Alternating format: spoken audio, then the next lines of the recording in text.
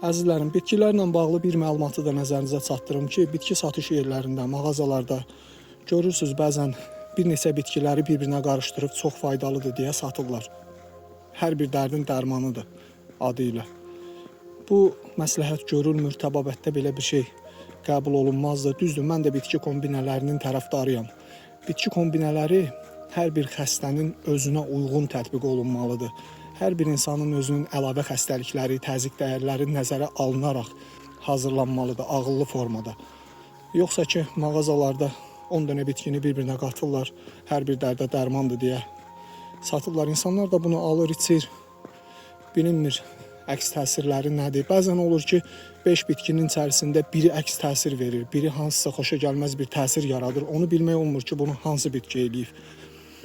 Ona görə də necə gəldi bitki kombinələrindən uzaq durun. 1-2 bitkini ağıllı formada qatıb içmək olar. Xəstəliklərə qarşı da yenə kombinələr çox gözəl nəticələr verir. Bundan mən razıyam, öz təcrübələrimdə də bunun artıq uzun illərdir təcrübələrini aparırıq. Amma öz başınıza necə gəldi bitki kombinələrindən uzaq durun. Məsləhət görülmür ya da təbabətlə bağlı elmli birindən məsləhət alsanız yaxşı olar. Ki, məsəl üçün, hansısa 2-3 bitkini bir-birinə qatıb filan problemə görə qəbul eləmək istəyirəm.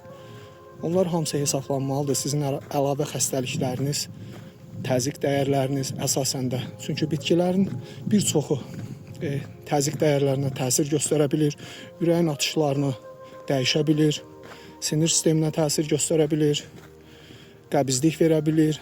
Bəzi bitkilər ishal effekti daşıyır, bəzi bitkilər də qəbizlik yarada bilir, büzücü olur. Hər bir bitki hesablanmalıdır xəstəliklərə və hər bir insana özünə uyğun formada bitki kombinələri tətbiq olunmalıdır. Necə gəldi mağazalardan, bazarlardan bitki kombinəsi alıb istifadə eləməyin. Bəzən heç olur ki, alıcının özü də bilmir ki, bu bitki qarışımının içində hansı bitkilər var, neçə dənə bitki var. Belə bir şeylərdən uzaq durun, məsləhətim odur.